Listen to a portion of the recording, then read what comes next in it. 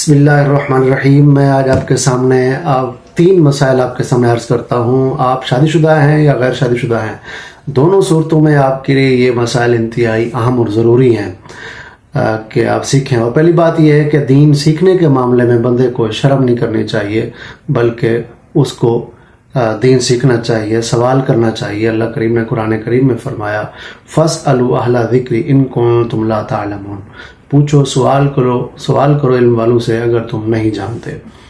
تو ہمیں پوچھنا چاہیے۔ اور میں اکثر جو مسائل عرض کرتا ہوں وہ ہوتے ہیں جو لوگ مجھ سے پوچھا کرتے ہیں۔ رمضان کے اندر بہت سی مسائل ہیں جو لوگ پوچھ رہے ہیں اور مجھے ٹائم نہیں مل پا رہا کہ میں اپلوڈ کروں، لیکن کچھ مسائل میں انشاءاللہ وقت کے ساتھ ساتھ جیسے ٹائم ملا میں عرض کرتا رہوں گا۔ آپ ہمارے ساتھ رہیے تاکہ آپ کے بھی مسئلے اگر ہوں اس طرح کے تو وہ بھی حل ہوتے رہیں۔ ایک بندے نے مجھ سے پوچھا کہ اس کی بھی نئی شادی ہوئی جی، کہ رمضان مبارک میں بیوی سے ہم بستری کا کیا طریقہ کار ہے۔ خیر ہے، اس نے پوچھ لیا، شرم نہیں محسوس کرنی چاہیے بندے کو۔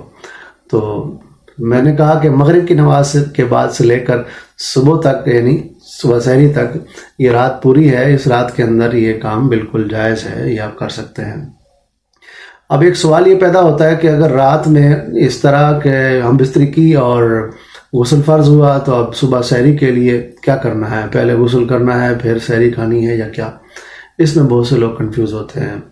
اس صورت کے اندر کہ جب ٹائم کم ہو، اتنا دیر سے اٹھے کہ سحری کا ٹائم کم رہ گیا، غسل کریں گے تو سحری نہیں کھا پائیں گے، تو اب ایسی صورت کے اندر بندہ کلی کر لے، منہ دھو لے، ہاتھ دھو لے، اور پھر وہ پہلے سحری کر لے اور اس کے بعد وہ غسل کر لے۔ تو سحری کرنی ہوگی، روزہ بھی رکھنا ہوگا، اور پھر غسل کر لے اور نماز پڑھ لے۔ ایک مسئلہ آپ کا یہ حل ہوا۔ اور دوسرا یہ کہ جیسے کسی کو رات کو غسل فرض ہوا اور احتلام ہوا یا اور کوئی ایسا غسل فرض ہوا، تو اس صورت کے اندر بھی اب اگر وہ جلدی اٹھائے تو پہلے غسل کرے، پھر سحری کھائے، روزہ رکھے۔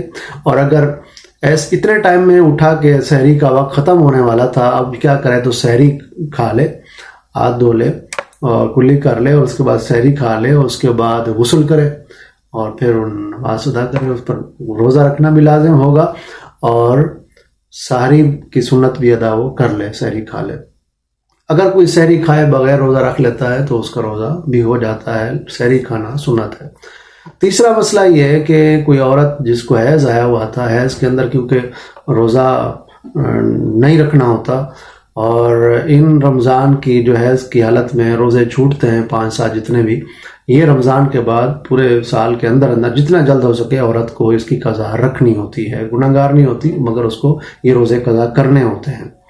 اور حیض اگر آ گیا تو روزہ ٹوٹ گیا، دن میں روزے کی حالت میں اگر حیض آ گیا تو روزہ ٹوٹ گیا۔ اب اگر کسی عورت کے دن ایسے وقت میں پورے ہو رہے تھے کہ جب وہ عورت رات میں، نہیں، اس کو حیض آنا بند ہو گیا، اس کے وہ جتنے دن تھے وہ پورے ہو گئے، اب اس کو حیض کا خون نہیں آ رہا، تو اس صورت کے اندر اب وہ کیا کرے کہ صبح سحری کا ٹائم ہو گیا ہے تو اب اس کے لیے روزہ رکھنا ہوگا یا کیا کرنا ہوگا، یا نہانا ہوگا پہلے؟ تو اس کے لیے بھی وہی مسئلہ ہے کہ وہ اگر اتنا ٹائم کم ہے کہ وہ نہا نہیں سکتی، سحری کھانے میں ٹائم کم ہے، تو اب وہ پہلے سحری کھا لے، اس کے بعد وہ نہا لے، غسل کرے اور نماز پڑھے۔ اس کو روزہ بھی رکھنا ہوگا اور سحری بھی سنت ادا کر لے۔